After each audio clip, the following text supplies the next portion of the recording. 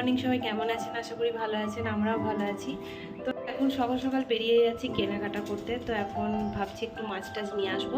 তো আপনারা সাথে থাকুন, আজকে সারাদিন কি কি করব না করব সবটাই শেয়ার করব আপনাদের সাথে। আর এই যে এখন ব্যাগ ঝুলি নিয়েছি, তো আপনারা সাথে থাকুন। আজকের এই ভিডিওর মাধ্যমেও আমি অনেক কথা শেয়ার করব আপনাদের সাথে। আপনারা আগের ভিডিওতে অনেক ভালোবাসা দিয়েছেন, সুন্দর সুন্দর কমেন্টসে পুরো কমেন্টস বক্স ভরিয়ে ফেলেছেন। তো চলুন বেশি দেরি না করে আজকে একটা গল্প শোনাই আপনাদেরকে। তো গোলাম আর রাজার গল্প। তো চলুন শুরু করা যাক।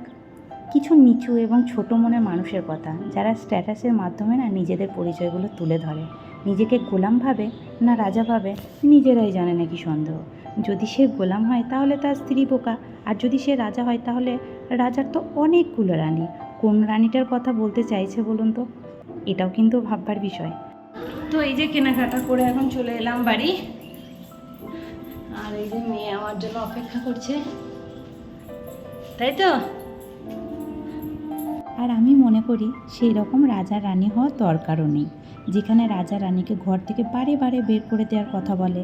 বরঞ্চ গোলামের চালাক স্ত্রী হয়ে থাকাই ভালো। অ্যাটলিস্ট গোলাম তো তার স্ত্রীকে সম্মানটুকু করবে। আপনারা কি মনে করেন? আপনাদের কমেন্টের কিন্তু আমি অপেক্ষায় থাকবো। আর হ্যাঁ, গোলামি ঠিক কোনটাকে বলছেন বলুন তো? যেই সংসারে স্বামী মনে করে আমার স্ত্রীর সেরা এবং সর্বোত্তম, আর স্ত্রীও মনে করে আমার স্বামীর সেরা এবং সর্বোত্তম, সেই সংসারটাকে গোলামি বলে না, বরং সেই সংসারে আল্লাহর রহমত ও সুখ শান্তি বেশিই থাকে। এই অন্যের সুখ দেখে হোয়াটসঅ্যাপে স্ট্যাটাস না দিয়ে আনন্দিত হতে শিখুন। এটা একটা সুন্দর মনের পরিচয় বহন করে। ব্যক্তিগত প্রবলেম সোশ্যাল মিডিয়াতে না এনে নিজের বয়সের ম্যাচুরিটিটাকে না ধরে রাখুন।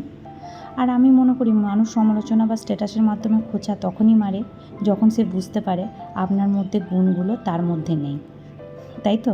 কে কার গোলাম, কে কার রাজা এসব না করে স্বামী স্ত্রী একে অপরকে সম্মান করুন। স্ত্রীর ওপর মেজাজ না করে উঁচু স্বরে কথা না বলে ভালোবাসুন। দেখবেন ভালো থাকবেন, আনন্দে থাকবেন, সুখে থাকবেন।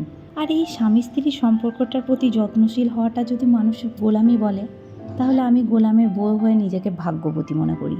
একটা জিনিস তো একদম ভেবে রেখেছি যে আর চুপ থাকবো না, সব কিছু ভিডিওর মাধ্যমে আমি উত্তর দেব। কারণ চিরকাল নরম হয়ে থাকতে নেই, কখনো কখনো শক্ত লোহাও হতে হয়। না হলে সবাই নরম মাটি ভেবে পায়ে পিষে দিয়ে চলে যাবে। তাই ভেবেছি সমস্ত উত্তর এবার ভিডিওর মাধ্যমেই দেব। তো প্রিয় ভিউয়ার্স, এই ভিডিওটা কিন্তু আপনারা হয়তো অনেকেই বুঝতে পারছেন না, কিন্তু যে বোঝার সে ঠিকই বুঝে গেছে। হ্যাঁ, অবশ্যই যে যেরকম আমি সেরকমভাবেই উত্তর দেব ভিডিওর মাধ্যমে।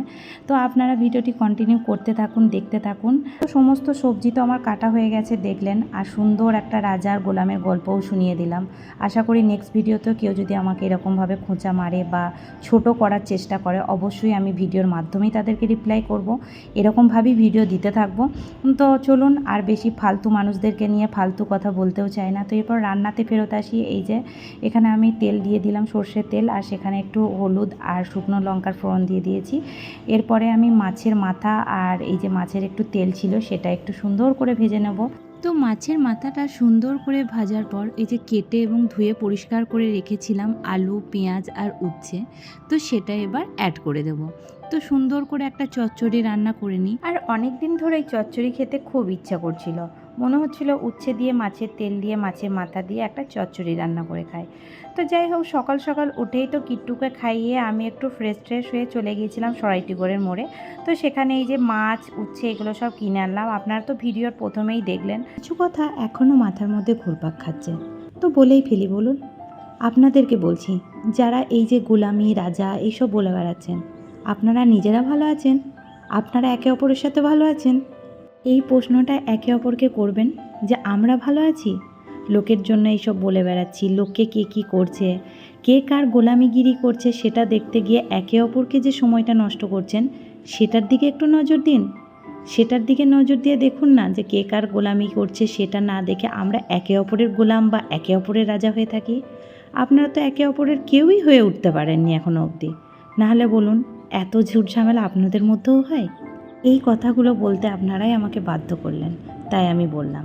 আবার যদি বাধ্য করেন, আবার নিশ্চয়ই উত্তর দিয়ে দেবো। আমার প্রিয় ভিউয়ার্স, আপনারা ভিডিওটি দেখতে থাকুন। তো চলুন, এখন রান্না বান্না সমস্তটা কমপ্লিট করে চলে এসেছি বেডরুমে। তো রুমটাকে একটু পরিষ্কার পরিচ্ছন্ন করে দিই, কারণ অনেক অগোছালো হয়েছিল, সকাল থেকে বেড পরিষ্কারই করতে পারিনি। কারণ সকাল সকাল উঠেই কিট্টুকে ফ্রেশ করিয়ে ওকে খাইয়ে চলে গিয়েছিলাম বাজারে। আমি তো না খেয়েই বেরিয়ে পড়েছিলাম। তারপরে এসে তো ভিডিও শুরুতেই দেখলেন যে আমি খাওয়া দাওয়া করলাম। তো এই যে রুমটা এখন পরিষ্কার পরিচ্ছন্ন করে নিয়েছি, এরপরে চলে এসেছি কিচেন রুমে। এইগুলো হলো আমার প্রত্যেক দিনের কাজ। এই কাজগুলো আমাকে প্রত্যেক দিনই করতে হয়।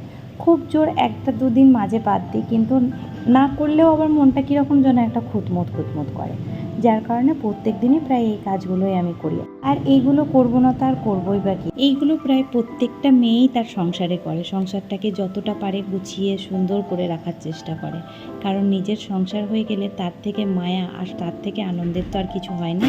আমাদের জীবনটাই ভাবুন না, আজকে এখানে তো কালকে ওখানে, এরকম কত সংসার আমরা পেতেছি, ওয়েস্ট বেঙ্গলের ভিতরে, ওয়েস্ট বেঙ্গলের বাইরে।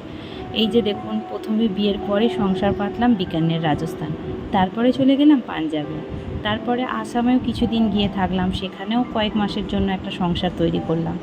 তারপরে আবার চলে গেলাম ম্যাঙ্গালোরে, সেটাও প্রায় 1 বছরের মতো থাকলাম। তারপরে আবার এসে এই যে নিজের বাড়িতে উঠলাম। আবার দেখতে দেখতেই কয়েক কটা মাসও কেটে যাবে, আবার কোথায় যাব কি জানি, কোথায় আবার সংসার নতুন তৈরি করব। তবে যেখানেই থাকি না কেন, সেখানের সংসারটাকে, সেখানের কিচেন রুমটাকেই নিজের কিচেন রুম, নিজের সংসার মনে করে সুন্দর করে গড়ে তোলার চেষ্টা করি। আমরা নারী, আমরা সব পারি, কথাতেই আছে। সেরকম আমিও দেখুন না, একা থাকতেও শিখে গেলাম কিভাবে নিজের জীবনটাকে মেয়েকে নিয়ে চলতে হবে। সবটাই এখন একার হাতে, সংসারটাকে গোছাচ্ছি নিজের মতো করে। মেয়ের কোথাও দরকারি ক্লাস হচ্ছে, সেখানেও যেতে হচ্ছে মেয়েকে নিয়ে। তো সময় অনেক কিছুই আমাদেরকে শিখিয়ে দেয়, যেগুলো কোনো দিন স্বপ্নে ভাবিনি, সেগুলোকেও কিন্তু নিজেকেই করতে হয়। তো সমস্ত কাজ আমার কমপ্লিট, তো আপনাদের সাথে শেয়ার করি আজকে কি কি রান্না করলাম। এখানে আছে মাছ ভাজি, এই যে এখানে আছে কলমি শাক ভাজি, এখানে আছে ডাল, পাতলা একটু রসুন দিয়ে ডাল করলাম, আর এখানে এই যে মাছের মাথা ভেঙে উচ্ছে দিয়ে আলু দিয়ে একটা চচ্চড়ি করলাম। আর এখনো অবধি তো ভাতটা হয়নি, এই যে ভাতটা এখানে ফুটিয়ে রাখা আছে। এই যে 10টা 10 বেজে গেছে, এখন আমি যাব স্নানে, 10টা বেজে গেছে। তো স্নান করার পর আবার আপনাদের সামনে ফেরত আসছি। স্নান কমপ্লিট হয়ে যাওয়ার পর আর ক্যামেরার সামনে আসা হয়নি, তাড়াহুড়ো করেই বেরিয়ে পড়েছি একটা বইয়ের দোকানে। কিট্টুর একটা বই দিয়েছে স্কুল থেকে, তো সেটারই মলাট দেবো বলে এই যে মলাট কিনতে চলে এসেছি। আর এই যে কিট্টুর ইউনিফর্মটাও দিয়ে দিয়েছে, তো এটা হলো ওর নাচের স্কুলের ইউনিফর্ম। ওটা পরেই আর কি দেখছি যে কেমন লাগছে। তো এই যে স্নান টান কমপ্লিট করে বাজার গিয়েছিলাম, ওখান থেকে কিট্টুর ইউনিফর্মটা আনলাম। আর এই যে দেখুন ওর মলাট, তারপরে আছে স্টিকার, এগুলো সব নিয়ে চলে এসেছি। ফাইনালি প্রতীক্ষার অবসান। এই যে দেখুন, দুপুর গড়িয়ে যখন বিকেল হয়, তখন যেন মেঘ কালো হয়ে আসে। আমার তো ভীষণভাবে আনন্দ হচ্ছিল, এতদিন পর বৃষ্টির দেখা পাবো সেই ভেবে মনটা খুবই আনন্দ লাগছিল। কিট্টুর মন অনেক খারাপ হয়ে গিয়েছিল, কারণ বৃষ্টি হলে তো ওর ফ্রেন্ডসরা কেউ আসবে না খেলতে। তো আজকের ব্লগটা আমি এখানেই শেষ করছি। সবাই ভালো থাকবেন, সুস্থ থাকবেন, সবাইকে ভালো রাখবেন। দেখা হবে নেক্সট ব্লগে। টাটা।